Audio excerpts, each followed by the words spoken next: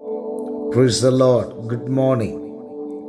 കർത്താവായ യേശു ക്രിസ്തുവിൻ്റെ നിസ്തുല്യമേറിയ നാമത്തിൽ എൻ്റെ പ്രഭാത വന്ദനത്തെ അറിയിക്കുന്നു. ഇങ്ങനെയൊരു പ്രഭാതം കൂടെ നമുക്ക് ദൈവത്തിൻ്റെ പാദപീഠത്തിൽ അണയുവാൻ, നമ്മുടെ അപ്പൻ്റെ മുഖത്തേക്ക് നോക്കുവാൻ തന്ന ഈ നല്ല അവസരത്തിനായി സ്തോത്രം.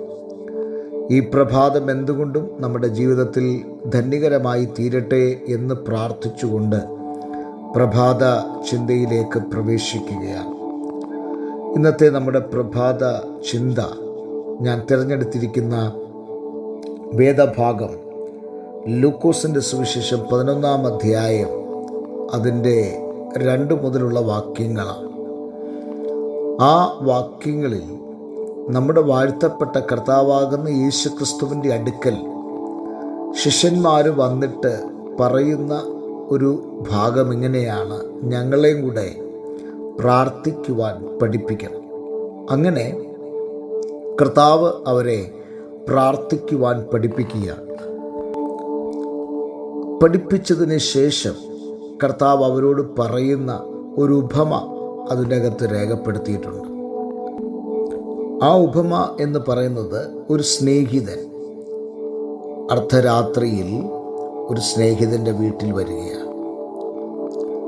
ആ സ്നേഹിതൻ്റെ പക്കൽ തൻ്റെ വീട്ടിൽ അതിഥിയായി വന്ന ആ മനുഷ്യന് ഒന്നും കൊടുക്കുവാനില്ല. ഉടനെ ആ വീട്ടിലെ ആ മനുഷ്യൻ എഴുന്നേറ്റ് തൻ്റെ അടുത്ത ഒരു സ്നേഹിതൻ്റെ അടുക്കൽ ചെല്ലുന്ന ഒരു രംഗം അവിടെ രേഖപ്പെടുത്തിയിട്ടുണ്ട്. ഈ മനുഷ്യൻ അവിടെ ചെന്ന് തൻ്റെ സ്നേഹിതനോട് പറയുന്നു, എനിക്കൊരു 3 അപ്പം വായ്പ തരണം എന്നാണ്. 3 അപ്പം ഇവൻ ചോദിക്കുമ്പോൾ ഈ വീട്ടുടമ, അതായത് ഇവൻ്റെ സ്നേഹിതൻ, ആ മനുഷ്യനോട് പറയുന്ന ഒരു 3 തടസ്സങ്ങൾ വേദപുസ്തകത്തിൻ്റെ അകത്ത് രേഖപ്പെടുത്തിയിട്ടുണ്ട്. 1, എന്നെ പ്രയാസപ്പെടുത്തരുത്, കതക് അടച്ചിരിക്കുന്നു. 2-മത്തത്, 3-മത്തത്, പൈതങ്ങളും എന്നോടൊപ്പം കിടക്കുന്നു എന്ന്. 3 പ്രധാനപ്പെട്ട തടസ്സങ്ങൾ അവിടെ ഉന്നയിക്കുകയാണ്. ഇതിൻ്റെയൊക്കെ യഹൂദ പശ്ചാത്തലവും അതിൻ്റെ ചരിത്രവും പറഞ്ഞെങ്കിൽ മാത്രമേ ചിലർക്ക് ഇത് മനസ്സിലാകുകയുള്ളൂ. പക്ഷേ ഇതൊരു സമയബന്ധിത ഒരു ഡിവോഷൻ ആയതുകൊണ്ട് ഞാൻ ആ ഭാഗത്തേക്ക് കടക്കുന്നില്ല. ദൈവം അനുവദിച്ചാൽ മറ്റൊരു അവസരത്തിൽ ഈ വിഷയത്തെ ആസ്പദമാക്കിയ ഒരു യൂട്യൂബ് വീഡിയോ ചെയ്യുവാനായിട്ട് ആഗ്രഹിക്കുക. നിങ്ങൾ ശ്രദ്ധിച്ച്, ഈ മനുഷ്യൻ 3 പ്രധാനപ്പെട്ട തടസ്സങ്ങൾ ഉന്നയിക്കുന്നു. പക്ഷേ വെളിയിൽ നിന്ന് മുട്ടുന്ന ആ മനുഷ്യന്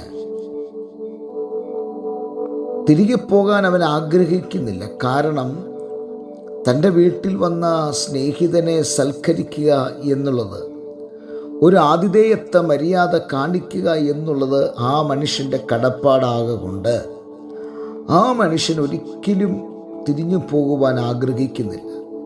അവനിങ്ങനെ മുട്ടിപ്പായി അപേക്ഷിച്ചുകൊണ്ടിരിക്കുകയാണ്.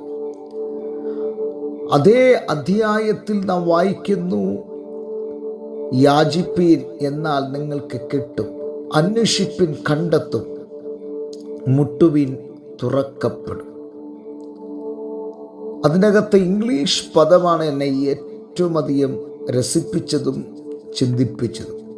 ആസ്ക്, നോക്ക് ആൻഡ് സീക്ക് 3 പദങ്ങളാണ്.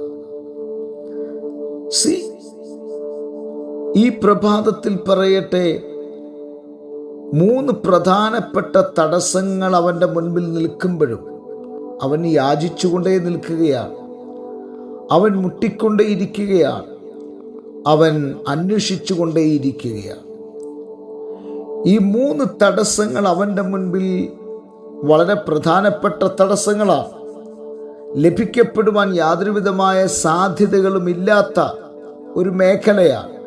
പക്ഷേ ആ സാധ്യതയില്ലാത്ത ആ വിഷയത്തിൻ്റെ നടുവിൽ ആ മനുഷ്യൻ മുട്ടിപ്പായി യാചിച്ചതുകൊണ്ട് എന്താണ് സംഭവിച്ചത്? ഈ തൻ്റെ മുൻപിൽ നിൽക്കുന്ന മനുഷ്യൻ്റെ ആ യാചന കേട്ടിട്ട് ആ മനുഷ്യൻ എഴുന്നേൽക്കുകയാണ്. 3 പ്രതിബന്ധങ്ങളെ മാറ്റിയിട്ട് ചോദിച്ച സ്നേഹിതൻ 3 അപ്പമാണെങ്കിലും അവിടെ എഴുതിയിരിക്കുന്നത് അവന് വേണ്ടുവോളം കൊടുത്തു എന്നാണ്. ഈ പ്രഭാതത്തിൽ എൻ്റെ ചിന്തയ്ക്ക് ഞാൻ ഇവിടെ വിരാമം കുറിക്കുന്നതിന് മുൻപ് പറഞ്ഞ് ഞാൻ അവസാനിപ്പിക്കട്ടെ. പ്രിയരെ, നമ്മൾ മുട്ടിപ്പായി നമ്മുടെ അപ്പനോട് യാചിച്ചാൽ, നമ്മൾ അന്വേഷിച്ചാൽ, നമ്മൾ ദൈവത്തോട് പ്രാർത്ഥിച്ചാൽ, ഈ പ്രഭാതത്തിൽ ചോദിക്കുന്നതിലും നനയ്ക്കുന്നതിലും അത്യന്തം പരമായി നമുക്ക് വേണ്ടി ചെയ്യുവാൻ കഴിയുന്ന ദൈവത്തിൻ്റെ ആദർശ ശക്തി ഈ പ്രഭാതത്തിൽ ആരുടെയൊക്കെയോ ജീവിതത്തിൽ ദൈവത്തിനൊരു വലിയ പ്രവൃത്തി ചെയ്യുവാനുണ്ട്, ഒരു വിടുതൽ നടത്തുവാനുണ്ട്. ഈ പ്രഭാതം നീ യാചിക്കുന്ന വിഷയം ചെറുതായിരിക്കാം, പക്ഷേ നിനക്ക് വേണ്ടുവോളം തരാൻ കഴിയുന്ന ദൈവത്തിൻ്റെ കരത്തിലേക്ക് വിഷയത്തെ സമർപ്പിക്കൂ. ദൈവം നിന്നെ സമൃദ്ധിയായി അനുഗ്രഹിക്കും. കണ്ണുകളെ അടയ്ക്കാം, പ്രാർത്ഥിക്കാം. നല്ല ദൈവമേ, സ്വർഗസ്ഥ പിതാവേ, മനോഹരമായ നല്ല പ്രഭാത വേളയ്ക്കായി സ്തോത്രം. കർത്താവിൻ്റെ കരങ്ങളിലേക്ക് ഇന്നത്തെ പ്രഭാതത്തെ എല്ലാ പ്രിയപ്പെട്ടവരെയും ഏൽപ്പിച്ച് പ്രാർത്ഥിക്കുന്നു. സമൃദ്ധിയായി അനുഗ്രഹിച്ചാട്ട് യേശു ക്രിസ്തുവിൻ നാമത്തിൽ തന്നെ ആമേൻ. എല്ലാവർക്കും നല്ലൊരു പ്രഭാതം നേരുന്നു. ക്രിസ്തുവിൽ നിങ്ങളുടെ പ്രിയ സഹോദരൻ പാസ്റ്റർ ജോസ് സാമുവൽ.